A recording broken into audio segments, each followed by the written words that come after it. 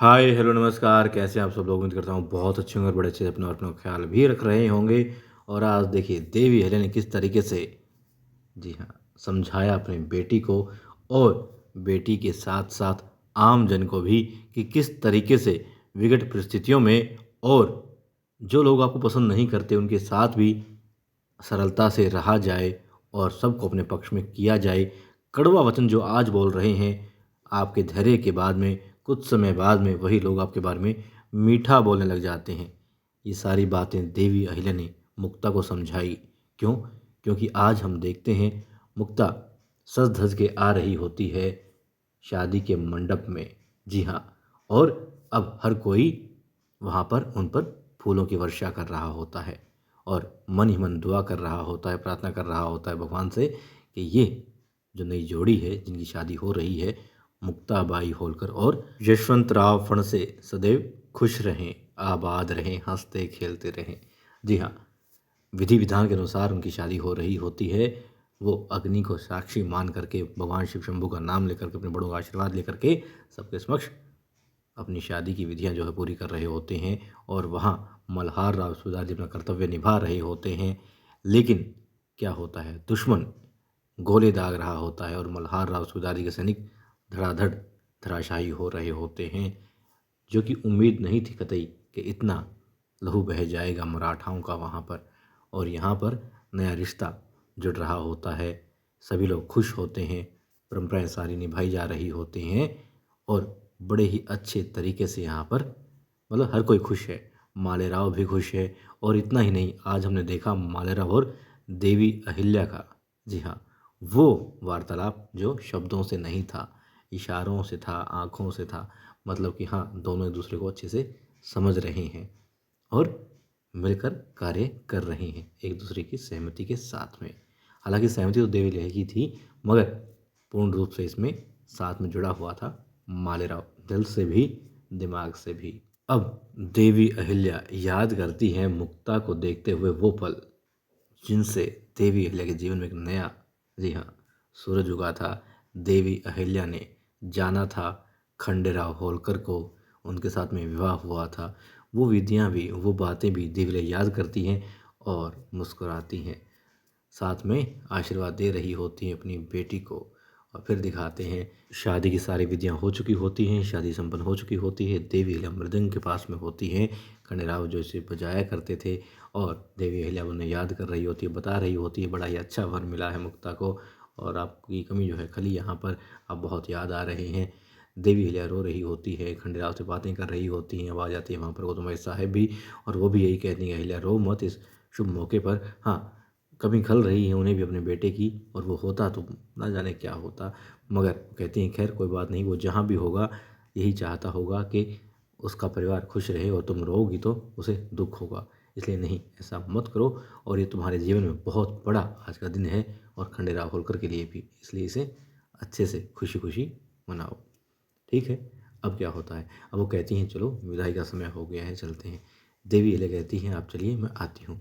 और फिर एक संदेशवाहक आता है, संदेशा लाता है, बताता है कि बहुत ही दुखद समाचार है रानी साहिबा। वो ये है कि पानीपत का युद्ध हम हार गए हैं। अब देवी अहिल्या थोड़ी गमगीन हो जाती हैं, क्योंकि वो नहीं चाहती थी कि मल्हार राव सूबेदार जी या मराठा कोई भी युद्ध हारे जो कि मालवा की या फिर आम जन के हित में लड़ा गया हो।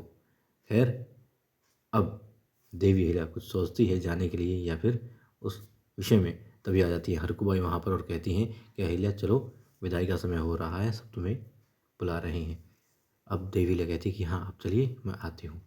देवी अहिल्या उन्हें भी कुछ नहीं बताती हैं और फिर हरकुबाई भी चली जाती हैं। देवी अहिल्या फिर विचार करने लग जाती हैं और वहाँ पर दिखाते हैं महल में, जी हाँ, जहाँ पर अब मुक्ता की विदाई के लिए सभी तैयार खड़े होते हैं। एक एक करके सब गले लगा रहे होते हैं मुक्ता को और शुभेच्छाएं दे रहे होते हैं।